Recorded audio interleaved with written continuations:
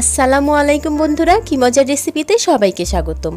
আজকে আমি তোমাদের সাথে শেয়ার করব কাঁচা আম দিয়ে তৈরি খুবই মজার টক মিষ্টি দই রেসিপি। আর এর জন্য কিছু কাঁচা আম প্রথমেই আমি ভালো করে ছিলে নেব।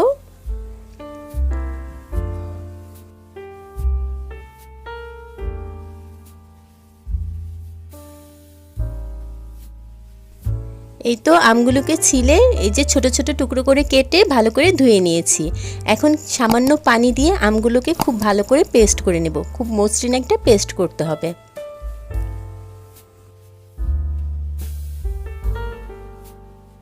এই তো আমটা কিন্তু পেস্ট হয়ে গিয়েছে। এখন একটি কড়াই গরম করে এর মধ্যে পেস্ট করা আমটা দিয়ে দেব স্বাদমতো চিনি আর সামান্য পরিমাণ লবণ। এখন আম আর চিনিটাকে খুব ভালো করে জাল করে নিতে হবে যতক্ষণ পর্যন্ত না আমের পানিটা শুকিয়ে আসছে আর আমটা অনেকটা জেলির মতো হয়ে আসছে, ততক্ষণ পর্যন্ত আমটাকে আমি খুব ভালো করে জাল করে নেব।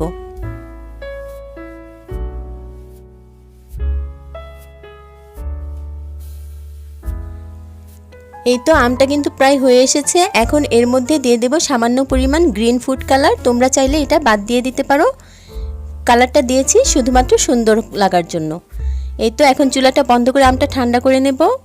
আর এখানে একটি পাতিল গরম করে এর মধ্যে দিয়ে দিলাম 1 লিটার দুধ।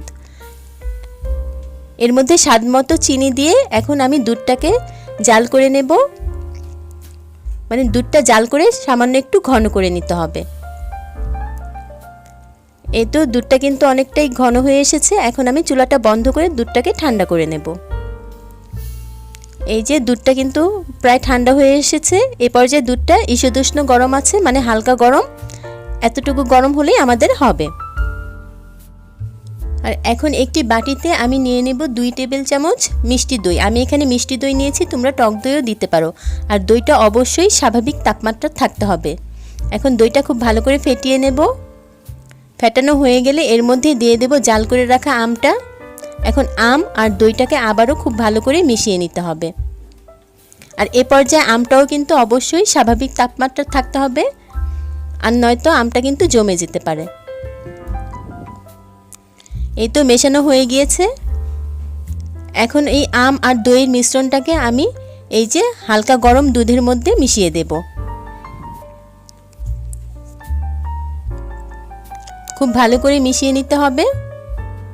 এই তো হয়ে এসেছে। আর এই পর্যায়ে দুধটা একটু ঘন হয়ে আসবে, এতে ভয়ের কিছু নেই। এখন একটি দইয়ের পাতিল নিয়ে নিয়েছি। তোমরা চাইলে এখানে কাচের অথবা স্টিলের পাতিলেও দইটা বসাতে পারো। আর এখানে আমি ছোট ছোট কিছু কাপেও দুধটা ঢেলে নিচ্ছি।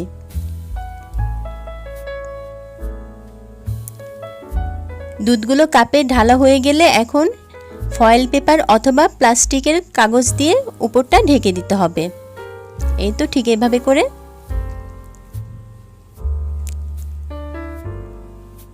এই যে ঢাকা হয়ে গিয়েছে। এখন একটি বোলের মধ্যে আমি এই দইয়ের কাপগুলো নিয়ে নেব।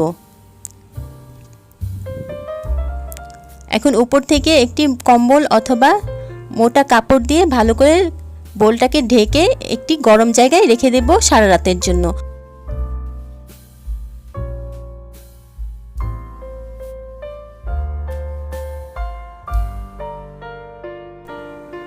এই তো ফিরে এলাম সকালের দিকে। দেখো দইটার কি অবস্থা।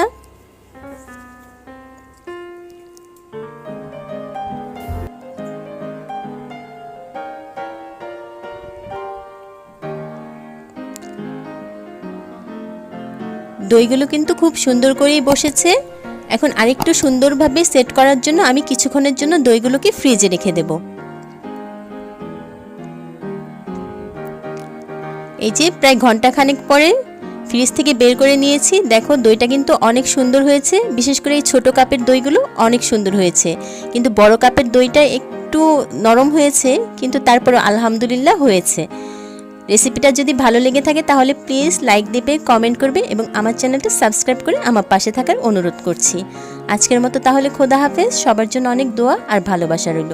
ধন্যবাদ সবাইকে।